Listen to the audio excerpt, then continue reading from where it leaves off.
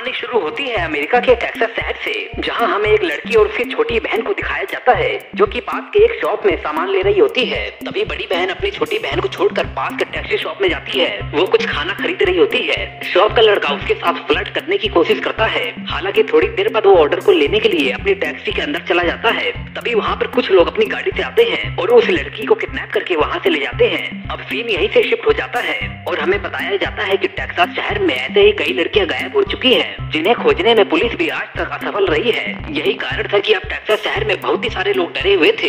इसके बाद हमें टेक्सास शहर के एक रेस्टोरेंट को दिखाया जाता है, जिसके बाहर कुछ लोग प्रोटेस्ट कर रहे होते हैं। दरअसल उन लोगों का मानना है कि उस रेस्टोरेंट में ह्यूमन मीट को सर्व किया जाता है। इस कारण वहाँ के लोग उस रेस्टोरेंट को बंद करने के लिए प्रोटेस्ट कर रहे होते हैं। तभी हमें रेस्टोरेंट के अंदर का सीन दिखाया जाता है, जहाँ पर हम ओडी नाम के एक ऑफिसर को देखते हैं, जो सीक्रेटली उस रेस्टोरेंट में घुस आया है और वो यहाँ पर ये इन्वेस्टिगेशन करने के लिए आया है, क्या इस रेस्टोरेंट में सच में ह्यूमन मीट सर्व किया जाता है। इसके बाद हम कुछ यंग दोस्तों को देखते हैं, जिसमें सीसी अपने भाई बहन और एक दोस्त के साथ उस रेस्टोरेंट में मौजूद है, जो कि वहाँ पर सीसी का बर्थडे सेलिब्रेट करने के लिए आए हुए होते हैं। जॉन उन सभी को बताता है कि उसकी फ्रेंड बार्बी बहुत ही ज्यादा हॉर्नी गर्ल है, जो कि मौका देकर लड़कों को सेड्यूस करने लगती है और उसकी ये आदत जॉन को बहुत ही बुरी लगती है। इसके बाद हम उसी लड़की को देखते हैं जिसका नाम बार्बी है, जो कि उसी रेस्टोरेंट के किचन में एक लड़के के साथ इंटीमेट हो रही थी। उस रेस्टोरेंट का एक वर्कर आता है, जो कि उन्हें ऐसा करने से रोकता है और उन दोनों को वहाँ से भगा देता है। इसके बाद हम एक गैस स्टेशन की शॉप का सीन देखते हैं, जहाँ पर शॉप के ओनर से दो लोग बड़ी ही बदतमीजी से बात कर रहे होते हैं और कम से कम दाम पर सामान को लेने की बात कर रहे थे।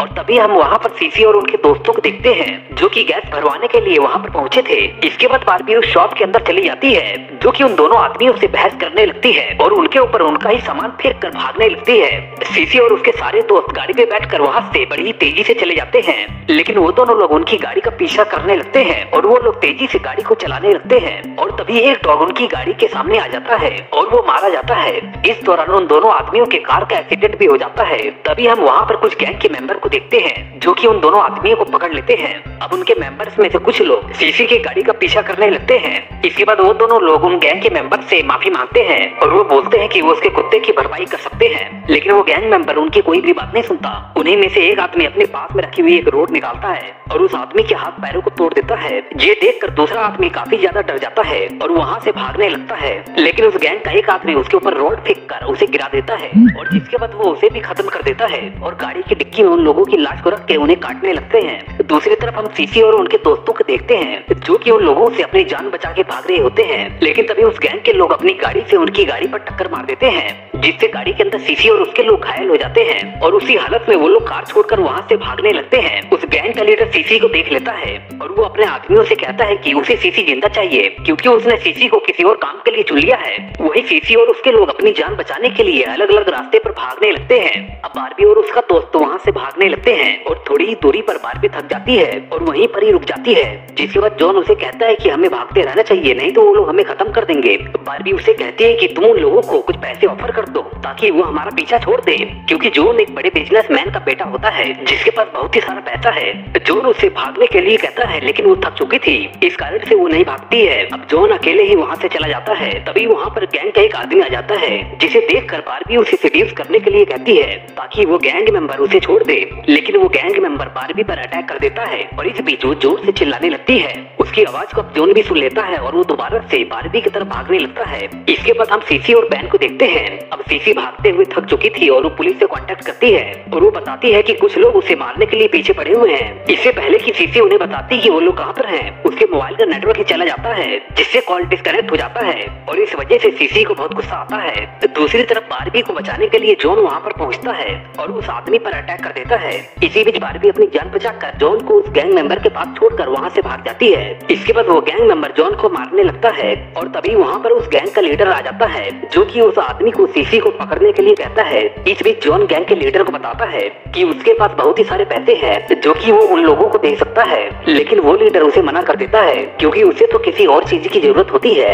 इसके बाद उस लीडर के पास किसी का कॉल आता है और उसे अपने ह्यूमन मीट की रिक्वायरमेंट बताता है, जिस पर वो बताता है कि उसे ह्यूमन मीट जल्दी मिल जाएगा। इसके बाद हम बैन और सीसी को देखते हैं, जो कि भाग रहे होते हैं और तभी उन्हें एक बूढ़ा आदमी नजर नजर आता है जो कि वहाँ पर कुछ बेच रहा होता है और उसी वक्त वहाँ पर एक गैंग मेंबर पहुँच जाता है। वो उस बूढ़े आदमी को खत्म कर देता है। ये देख कर सीसी और बेन वहाँ से भागने लगते हैं। भागते भागते आगे पहुँचते हैं जहाँ पर बेन सीसी को बोलता है कि अब वो और नहीं भाग सकता क्योंकि वो बहुत ही ज्यादा थक चुका होता है। तभी वहाँ पर एक गैंग मेंबर आ जाता है जो कि बेन के ऊपर अटैक कर देता है और उसे पूरी तरीके से मारने लगता है। इस बीच सीसी उसे बचाने की कोशिश करती है लेकिन वो आदमी उसे भी धक्का देकर दूर गिरा देता है और बेन को मारने लगता है। लेकिन पास में ही एक बड़ी लकड़ी से सीसी उसके ऊपर अटैक कर देती है और उसे वहीं पर घायल कर देती है। इसके बाद सीसी अपने भाई को देखती है जो कि बुरी तरीके से घायल हो चुका था। वो उसे बोलता है कि वो अपने परिवार का अच्छे से ख्याल रखेगी। इतना कहकर बेन की वहीं पर ही मौत हो जाती है जिससे सीसी को बहुत ही ज्यादा दुख होता है। इसके बाद उस आदमी को होश आ जाता है जो कि सीसी को फिर से पकड़ने की कोशिश करता है लेकिन सीसी उसे बचकर वहाँ से भाग जाती है। जिसके बाद उस आदमी का लीडर वहाँ पर पहुँचता है जो कि उसे कहता है कि वो कितना कमजोर है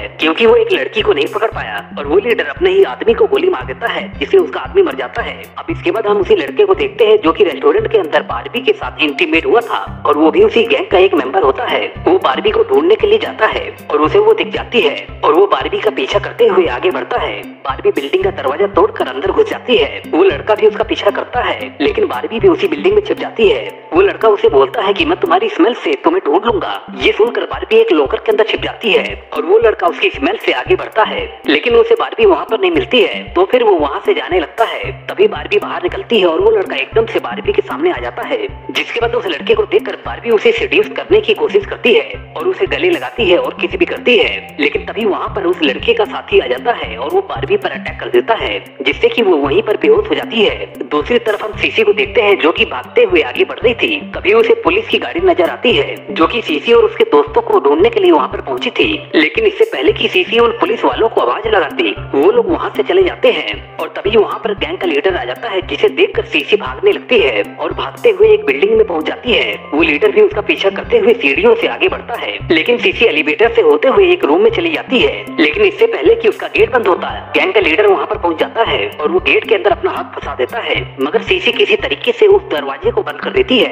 इसके बाद गैंग लीडर अपने सभी साथियों को कॉल लगाता है और उन्हें बताता है कि सीसी इस रूम में छिपी हुई है और उन्हें अपने पास आने के लिए कहता है। सीसी उस रूम में फंसी हुई होती है जहाँ से वो बाहर निकलने के बारे में सोच रही होती है और तभी उसे वहाँ पर आरटीएस मिलता है जिसकी मदद से वो वहाँ से भागने का प्लान बनाती है। इसके बाद हम रूम के बाहर खड़े हुए उसके लीडर और गैंग के मेंबर को देखते हैं जहाँ पर बारबी भी मौजूद थी जो लीडर को कहती है कि वो कई लड़कियों को जानती है और वो उसके लिए बहुत ही सारी लड़कियां ला सकती है। लेकिन वो लीडर उसे चुप रहने के लिए कहता है। वो लीडर अपने मेंबर को कहता है कि वो इस लड़की को किसी भी तरीके से यूज कर सकते हैं। इसके बाद एक लड़का बारबी की तरफ आगे बढ़ता है लेकिन बारबी उसे एक जोरदार तमाचा मार देती है और जिसके बाद उस लड़के को बहुत ही ज्यादा गुस्सा आता है और वो उसे वहीं पर गिराकर उसके गले को काटने लगता है और देखते देखते उसके सभी साथी बारबी को मारकर खाने लगते हैं। ये सब होते हुए सीसी भी देख रही थी और अंदर से वो लीडर को कहती है कि अगर उन्होंने उसे नहीं जाने दिया तो फिर वो आरटीएस की मदद से सभी लोगों को खत्म कर देगी। ये सुनकर लीडर उसकी बात मान लेता है और सीसी वहाँ से भागने लगती है लेकिन वो लोग भी उसका पीछा करते हैं।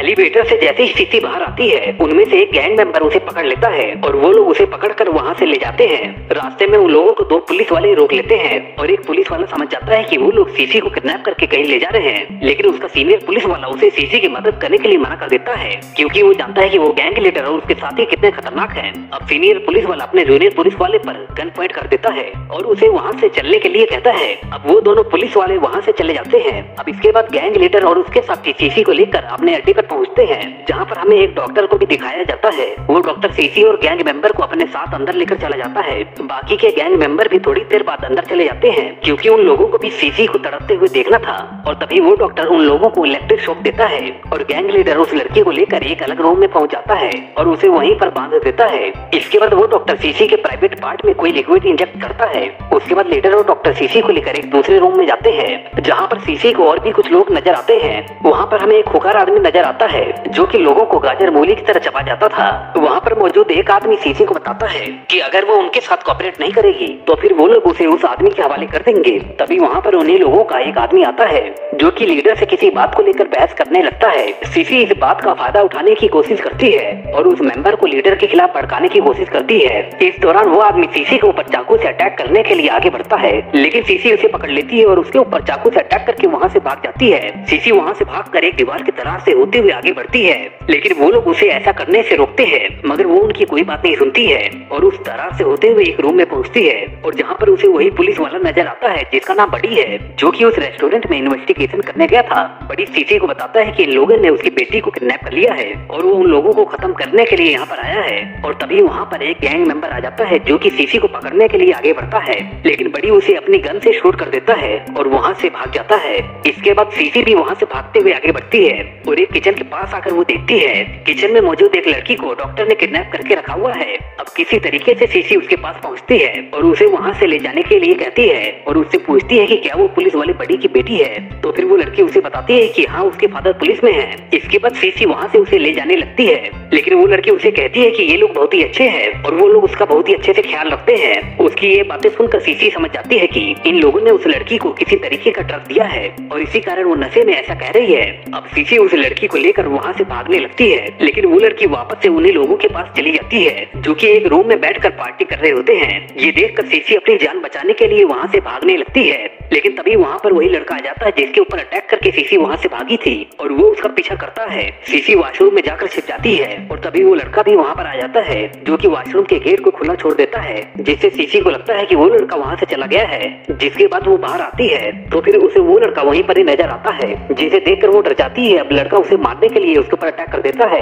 क्योंकि उस लड़की ने उसके ऊपर अटैक किया था और उसे सीसी के ऊपर बहुत ही गुस्सा आ रहा था। और तभी वहाँ पर वो गैंग लीडर आ जाता है जो कि उस लड़के को सीसी को छोड़ने के लिए कहता है, लेकिन लड़का ऐसा नहीं करना चाहता था। इस दौरान लीडर और उस लड़के में बहस हो जाती है और वो दोनों लड़ने लगते हैं। मौके का फायदा उठाकर सीसी वहाँ से भाग जाती है। इसके बाद हम उन सभी के बॉस को देखते हैं जिसने पुलिस वाले की लड़की को मारने की तैयारी कर ली थी और फिर वो उसे मारने लगता है। फिर तभी वो सीसीटीवी में देखता है कि उसके आदमियों ने सीसी को पकड़ लिया है। उसके बाद वो सभी लोग सीसी को एक जगह पर बांध देते हैं जहाँ पर उन सभी का बॉस सीसी को बताता है कि उन लोगों ने सीसी के अंदर स्पर्म इंजेक्ट किया है और वो कुछ ही दिनों में प्रेग्नेंट हो जाएगी और एक बच्चे को जन्म देगी और वो लोग उस बच्चे के मांस को अपने क्लाइंट को बेच देंगे।